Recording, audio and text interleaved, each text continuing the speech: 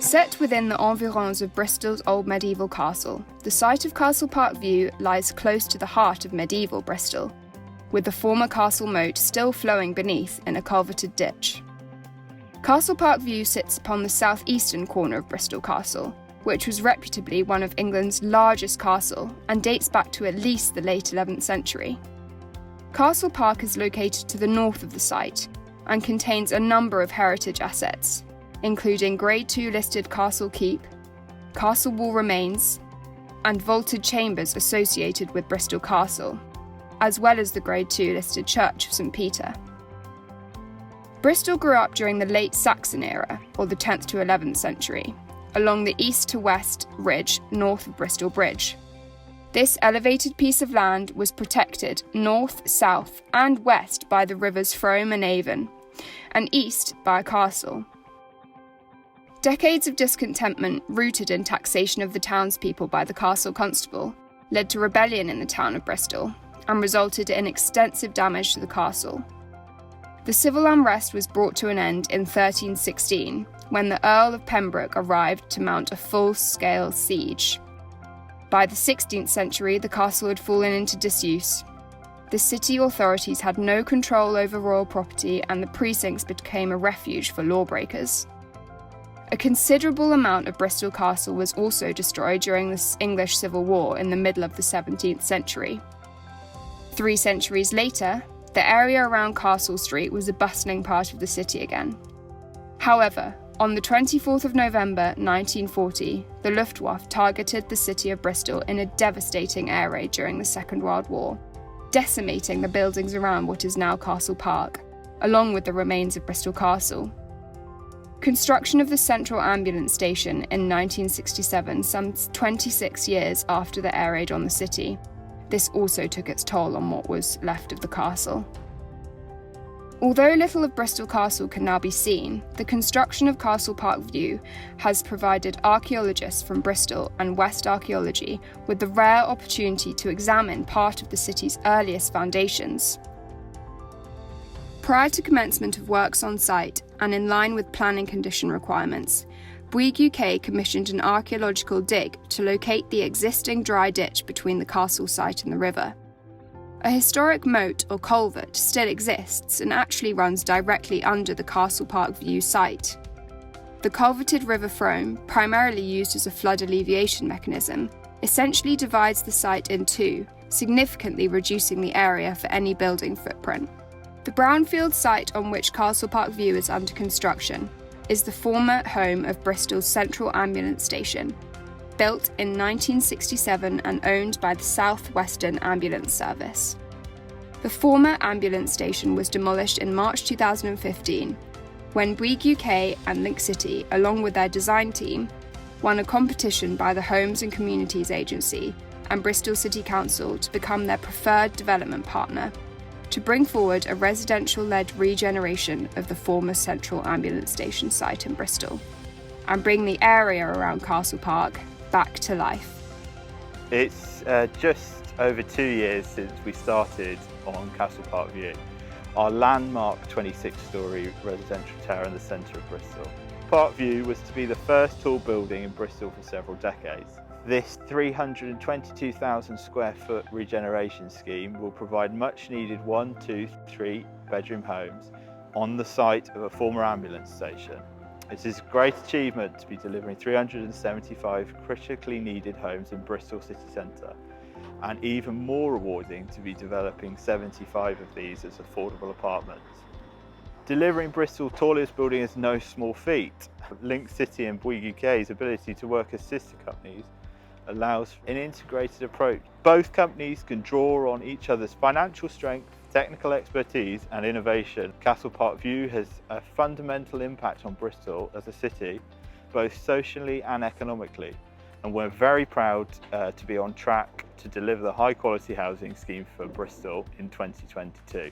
So my name is Joseph Southwick and I am the External Works and Envelope Package Manager here at Castle Park View in Bristol. A package manager is quite a large and varied role, so I'm not only responsible for managing the subcontract packages on the site with my team, but also ensuring that the design and the procurement meet the programme for the project and make sure that we deliver the scheme on time. The scheme comprises of 5 blocks in total, 3 of which are lower, 2 of which are higher. The systems we're using here is a traditional build-up on the lower blocks and then a unitized facade system on the higher blocks. A unitized facade is a system that is made of prefabricated units that are produced off-site and then brought in just in time to be installed on pre-installed brackets on the building.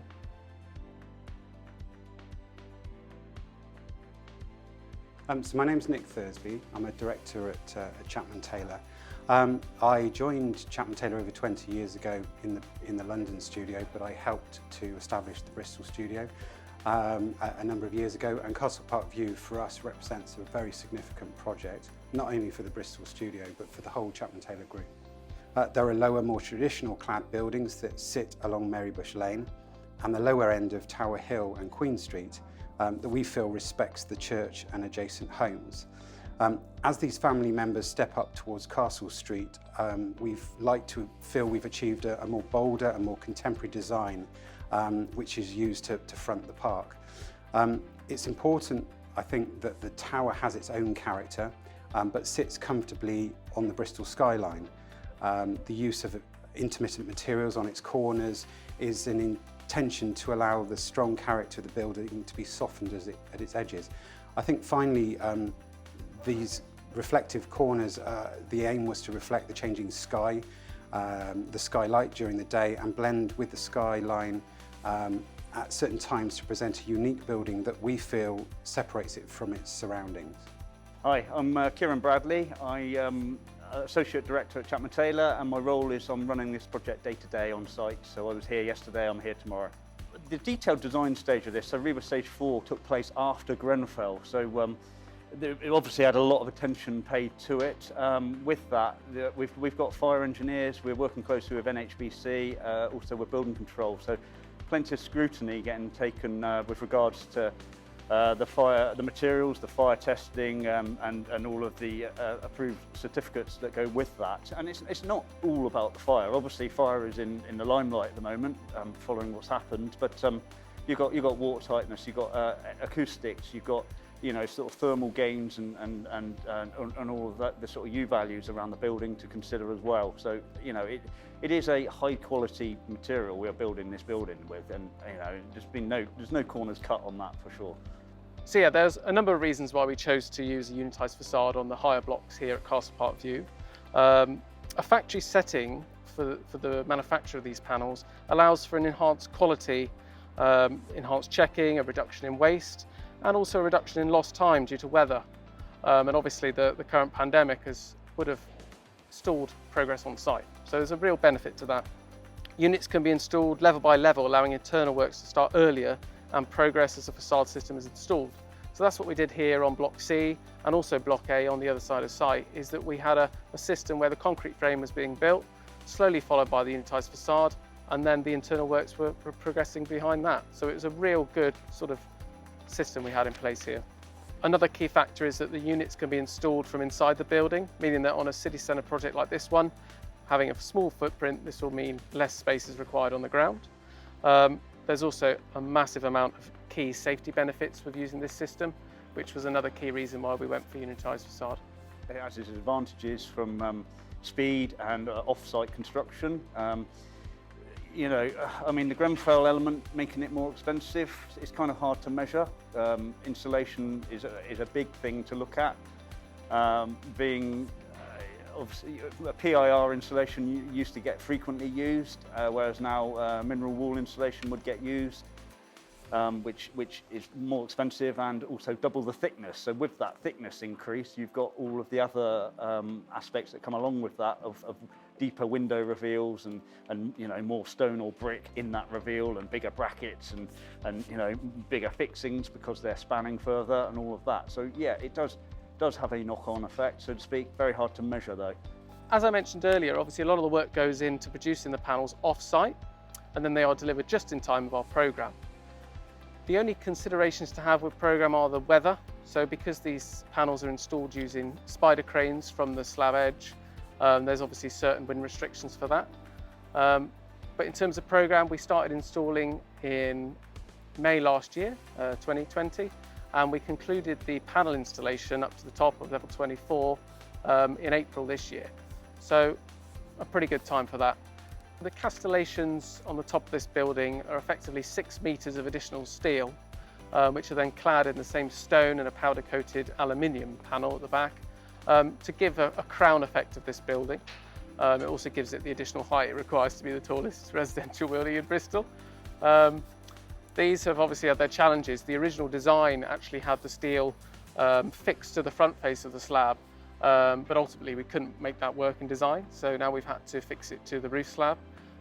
Again, the wind has really challenged us with installing these steels, given the height and also the time of year that we've been installing them. Obviously, the pandemic closing things down, was a real challenge, but Bouygues, were fantastic in keeping the construction site going at certain times. In terms of challenges for the design, I think the major one was probably the culvert running through the centre of the site. It removed a good chunk of the site that we weren't able to build on and develop, and I think it's very important for city centre sites to utilise the full area, to avoid sprawling outside of the city. We weren't able to do that, and that was another reason we felt justified in going tall in certain areas. So that challenge, I think, actually then contributed positively to the scheme. We felt that the castellation was a modern interpretation of a traditional castellation that you might have on a castle or a castellated wall. And I think we also felt that it helped with the slenderness ratio, just giving it a little bit more height, but softening the top so you don't get such a jarring silhouette, but you actually at times get views through it as well. And whilst Chapman Taylor is a global and award-winning architectural practice, our regional offices have succeeded in intertwining themselves into the fabric of the cities in which they sit, and we believe that this project, working with Linkcity and Bouygues, have enabled us to truly do that here and feel part of Bristol. My name is Richard Lee, and I'm the Old Market Project Manager for Bristol City Council. My role on this project was to manage the whole of the Old Market network, including the connection into Castle Park View. Bristol were the first council in the country to announce a climate emergency, and the Bristol Heat Network is one of the key parts of the infrastructure to help make sure that we get to carbon neutrality by 2030. So this is just one small part of a much wider network across the whole city. So the district heat network is effectively a set of twin pipes, which like we've got behind us here, which take out, in one direction have hot water, and then in the other direction have slightly colder water, so you have a flow and return temperature across the whole network. Bristol Heat Network is going to cover the whole of the city centre, so that would cover, to ensure that we get carbon neutrality across the city centre. That will mean that we're trying to bring in heat from Avonmouth, from the energy from waste plants, and so that's where the majority of the large amount of the heat will come from. So the heat for the Castle Park View is coming from the water source heat pump development, which will be adjacent to the site. That is taking water from the floating harbour and converting it to heat for Castle Park View and all the buildings around it. Bouygues and Castle Park View were the first building to connect to the heat network, and we're really keen to get involved in the process from an early stage, all the way back from the planning application all the way through delivery and into operation. So it's been really fantastic to have Bouygues as part of that process. I'm born and bred in Bristol. I've always worked my career in Bristol, so yeah, very proud to be involved with it, and a lot of people are very interested in it. I mean, to be able to walk through the city centre, through the park on a day like today with the sun shining, glinting on the tower, it's brilliant and really acts as a marker for others now to do the same with other sites, so that Bristol can really, move forward and I think be a very, a city which other cities look to for inspiration and to try and emulate, really. It's a fantastic project to be involved in. I love the company I work for, and I love the city I live in. Funnily enough, from my house, not too far away, I can see two things from my bedroom window, one of which is this job, and the other is St Mary Redcliffe. So it's I never get too far away from it.